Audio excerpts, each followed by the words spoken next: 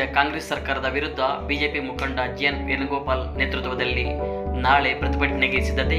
ಚಿಂತಾಮಣಿ. ರಾಜ್ಯದಲ್ಲಿರುವ ಕಾಂಗ್ರೆಸ್ ಸರ್ಕಾರ ರೈತರ ವಿರೋಧಿ ಧೋರಣೆಗಳನ್ನು ಖಂಡಿಸಿ ನಗರದಲ್ಲಿ ಶನಿವಾರ ಬಿಜೆಪಿ ಪಕ್ಷದಿಂದ ಬೃಹತ್ ಪ್ರತಿಭಟನೆಗೆ ಕರೆ ನೀಡಿದ್ದಾರೆ.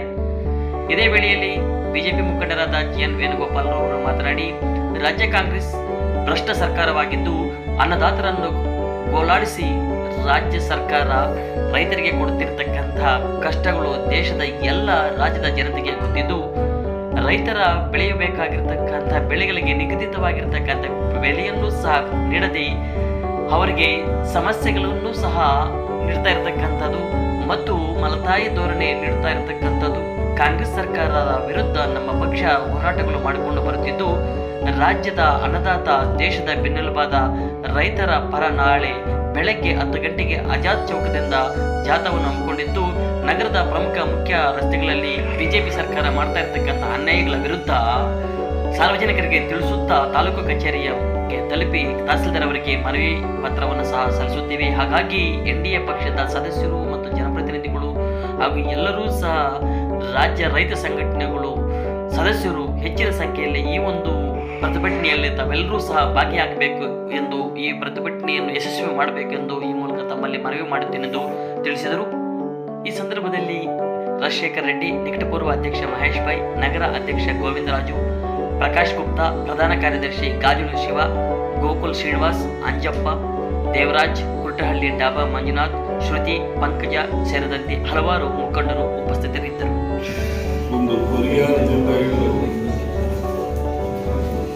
ಟೈಮ್ ಸರಿಯಾಗಿ ಏನೂ ಸಿಗ್ತಾ ಇಲ್ಲ. ತುಂಗಭದ್ರಾ ಮೇಲ್ದಂಡನೆ ಗೇಟ್ ಆಗ್ಬೋದು, ರೈತರ ನೀರು ಹಾರಿಸೋದ್ರೆಲ್ಲ ಆಗ್ಬೋದು, ಕಬ್ಬು ಬೆಳೆ ಆಗ್ಬೋದು, ರೈತರಿಗೆ ಒಂದು ಕರೆಂಟ್ ಆಗ್ಬೋದು, ರೈತರಿಗೆ ಸರಿ ಸಮಾನವಾಗಿ ಸಿಗ್ತಾ ಇಲ್ಲ. ಒಂದು ರೈತರ ಮನೆಗಳಿಗೆ ವಿದ್ಯುತ್ ಸಂಪರ್ಕಗಳೇ ಆಗಲಿ, ಮೀಟರ್ಗಳೇ ಆಗಲಿ, ಇನ್ನೊಂದಾಗಲಿ ರೈತರಿಗೆ ಅನುಕೂಲ ಆಗ್ತಾ ಇಲ್ಲ. ಬಡವರಿಗಂತೂ ಕಷ್ಟ ಹೇಳಂಗಿಲ್ಲ ಬಿಡಿ. ಈ ಪರಿಸ್ಥಿತಿ ಇರುವಾಗ ರೈತರು ನಮ್ಮ ಅನ್ನದಾತನು ಬಡವನಾಗುವವರಿಗೆ ಅವನಿಗೆ ಹಿಂಸೆ ಕೊಡುವಂಥ ಕೆಲಸ ಬೇಡ ಅಂತೇಳಿ ಅವರ ಪರವಾಗಿ ನಾವು ನಾಳೆ 6ನೇ ತಾರೀಕು ಆಜಾದ್ ಚೌಕದಿಂದ ನಾವು ತಹಸೀಲ್ದಾರರ ಆಫೀಸ್ ಮುಖಾಂತರ ರೈತರ ಜೊತೆಯಲ್ಲಿ ಬಿಜೆಪಿ ಪಕ್ಷ, ಎನ್ಡಿಎ ಪಕ್ಷ, ಅನ್ನದಾತರ ಜೊತೆಯಲ್ಲಿರುವಂಥ ಎಲ್ಲ ಸಂಘ ಸಂಸ್ಥೆಗಳು, ಎಲ್ಲ ಯುವಕರು ಎಲ್ಲರೂ ಭಾಗವಹಿಸಬೇಕು ಅಂತೇಳ್ಬಿಟ್ಟು ಈ ಮೂಲಕ ಕೋರ್ಕೊತಾ ಇದ್ದೀನಿ.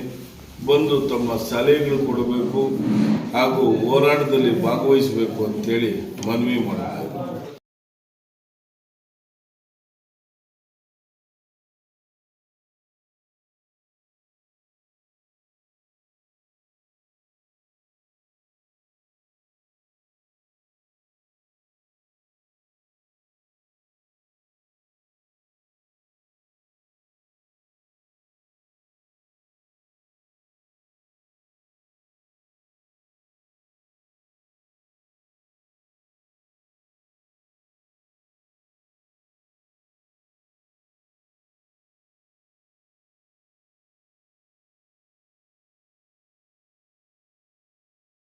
ರೈತರ ಪರವಾಗಿ ಇದ್ದೀರಿ.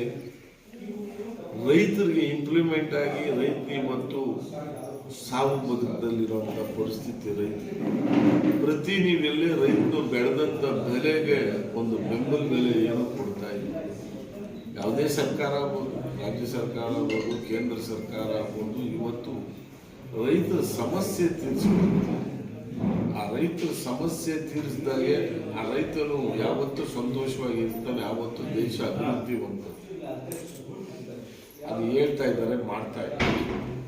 ಬೆಳೆ ಹಾನಿ ಆದರೆ ತನ್ನ ಒಡವೆ ಇವತ್ತು ಲಕ್ಷಾಂತರ ರೂಪಾಯಿ ಹಾನಿ ಮಾಡಿಕೊಂಡು ಕೊಡುವಂಥ ಒಂದು 25,000 50,000 ದುಡ್ಡಿಗೆ ಅದಕ್ಕೆ ಅಲ್ದು ಕೇಳಿ ರಾಜಕಾರಣಿಗಳ ಕೈ ಹಿಡಿದು ನಾಳೆ ಅದೇ ದುಡ್ಡು ಬರಿಲ್ಲ ಅಂದಮೇಲೆ ಅವರು MLAಗಳಿಗೆ ಅವರಿಗೆ ಬೇಜಾರಾಗೋಗಿದೆ. ಹೇಳ್ಕೊಡಂಗಿಲ್ಲ, ಬಿಡಂಗಿಲ್ಲ. ಸರ್, ಚಿಂತಾಮಣಿಯಲ್ಲಿ ಬಿಜೆಪಿ ಆಕ್ಟಿವ್ ಎಲ್ಲ ಹೆಂಗ್ ನಡೀತದೆ ಸರ್? ನಮ್ಮ ಪಕ್ಷ ಪ್ರತಿ ಗ್ರಾಮ ಪಂಚಾಯಿತಿಯಿಂದ ನಾವು ತೋರಿಸ್ಕೊಂಡು ಮುಂದೆ ಬರುವಂಥದ್ದೇನಿಲ್ಲ. ನಿರಂತರವಾಗಿ ಮೀಟಿಂಗ್ಗಳು ನಡೀತಾ ಇರೋದು ಪಕ್ಷ. ನಿರಂತರವಾಗಿ ಇವತ್ತು ಬಿಜೆಪಿ ಪಕ್ಷದಲ್ಲಿ ಒಂದು ತಿಂಗಳಿಗೆ ನಡೆಯೋ ಮೀಟಿಂಗು ಯಾವುದೇ ಪಕ್ಷದಲ್ಲೂ ಹೋಗಿ ನಾನು ಫಂಕ್ಷನ್ ಮಾಡಿ ಪೇಪರ್ ಹಾಕ್ಸ್ಕೊಂಡ್ರೆ ಬರೋದಲ್ಲ. ಬೂತ್ ಮಟ್ಟದಲ್ಲಿ ನಮ್ಮದು ಗಟ್ಟಿ ಆಗ್ತಾ ಇರೋಂಥ ಪಕ್ಷ ಇವತ್ತು ಚಿಂತಾಮಣಿ ಒಂದೇ ಒಂದು ಬಿಜೆಪಿ ಪಕ್ಷ. ಇವತ್ತು ಅವ್ರಿಗೆ 6 ತಿಂಗಳು ಕೊಟ್ಟರು ಅವ್ರು ಬೂತ್ ಮಟ್ಟದಲ್ಲಿ ರೆಡಿ ಆಗೋಕ್ಕಾಗಲ್ಲ. ಯಾವುದೇ ಪಕ್ಷ ಆಗಲಿ ನಮ್ಮ ಪಕ್ಷನ ನಾವು ಬೆಳೆಸುವಂಥದ್ದು ಎಲ್ಲರೂ ಸೇರಿ ಎಲ್ಲರ ಶ್ರಮದಿಂದ ನಾನು ಇವತ್ತು ಯುವಕರು ಯಾವುದೇ ಊರಲ್ಲಿ ಯುವಕರಾಗಲಿ ಮಹಿಳೆಯರಾಗಲಿ ಇವತ್ತು ಒಂದು ಎಲ್ಲ ಜನ ಇವತ್ತು ಇಷ್ಟಪಡ್ತಾ ಇರೋ ಪಕ್ಷ ಅಂದರೆ ಬಿಜೆಪಿ ಪಕ್ಷ, ನರೇಂದ್ರ ಮೋದಿಯವರ ನೇತೃತ್ವದ ಪಕ್ಷ. ಇಲ್ಲ ಈ ಥರ ಬಂದೈತೆ, ಈ ಥರ ರೈತರ ಬೆಲೆ ಹೋಗ್ತಾ ಇದೆ, ರೈತರಿಗೆ ಯಾವ ಥರ ಕೊಡಬೇಕು, ರೈತರಿಗೆಲ್ಲ ಇನ್ಶೂರೆನ್ಸ್ ಮಾಡಿಸ್ರಿ, ಎಲ್ಲ ಅವೇರ್ನೆಸ್ ಉಡಿಸಿ ಇನ್ಶೂರೆನ್ಸ್ಗಳು ಮಾಡಿಸಿ ಅವ್ರಿಗೆ ಇನ್ಶೂರೆನ್ಸ್ಗಳು ಹಣನ ಕೊಡಿಸ್ಬೇಕು, ಅದು ಮಾಡಲ್ಲ. ಹೋಗ್ಲಿ ನಾವು ಇಡೀ ರೈತರು ಇವಾಗ ದಿಶಾ ಮಾರ್ತಾ ಬರ್ತಾ ಇರೋದು, ಚಂಡಮಾರುತ ಬರ್ತಾ ಇರೋದು ಅವ್ರಿಗೆ ಗೊತ್ತು. ಇಂಥ ದುಡ್ಡು ಬಜೆಟ್ ಇಲ್ಲ. ಒಂದು 50 ರೂಪಾಯಿ 25 ರೂಪಾಯಿ 100 ರೂಪಾಯಿ ಹಾಕಿ ಇನ್ಶೂರೆನ್ಸ್ಗಳು ರೈತರಿಗೆ ಮಾಡಿಸ್ಬಿಟ್ರೆ ನೀನು ಕೊಡ್ಬೇಕಾ ದುಡ್ಡು? ಇವತ್ತು ಕೋಟ್ಯಾಂತರ ರೂಪಾಯಿ ಒಂದು ಫಂಕ್ಷನ್ ಮಾಡಿ ರೈತರ ಕಷ್ಟ ಇದ್ರೆ ಇವತ್ತು ಒಂದು ಫಂಕ್ಷನ್ ಮಾಡಿದ್ರೆ 2-3 ಕೋಟಿನಿಂದ 5 ಕೋಟಿ ದುಡ್ಡು ಸರ್ಕಾರದ ದುಡ್ಡು ಪೋಲಾಗ್ತಾ ಇದೆ. ಅದೇ ಒಂದು 20 ಕೋಟಿ ಕಟ್ಟಿ ಇನ್ಶೂರೆನ್ಸ್ ಕಟ್ಟಿಸಿದ್ರೆ ಇವತ್ತು ರೈತರಿಗೆ ಇವತ್ತು 2,000 ಕೋಟಿ ದುಡ್ಡು ಸಿಕ್ಕೋದು.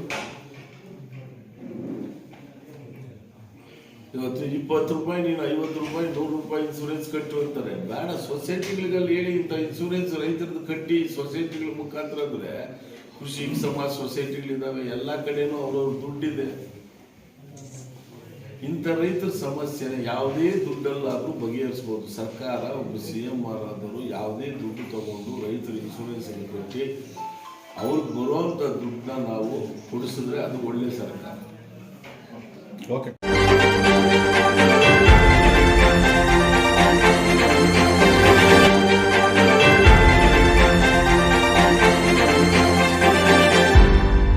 ನೀವು ನಮ್ಮ ಚಾನಲ್ಗೆ ಸಬ್ಸ್ಕ್ರೈಬ್ ಆಗಿಲ್ಲ ಅಂದ್ರೆ ಈಗಲೇ ಸಬ್ಸ್ಕ್ರೈಬ್ ಆಗಿ ಪಕ್ಕದಲ್ಲೇ ಇರುವ ಬೆಲ್ ಐಕಾನ್ ಕ್ಲಿಕ್ ಮಾಡಿ. ಮತ್ತಷ್ಟು ಅಪ್ಡೇಟ್ಗಳಿಗಾಗಿ ಫೇಸ್ಬುಕ್, ಇನ್ಸ್ಟಾಗ್ರಾಮ್, ಟ್ವಿಟರ್ನಲ್ಲಿ ಫಾಲೋ ಆಗಿ.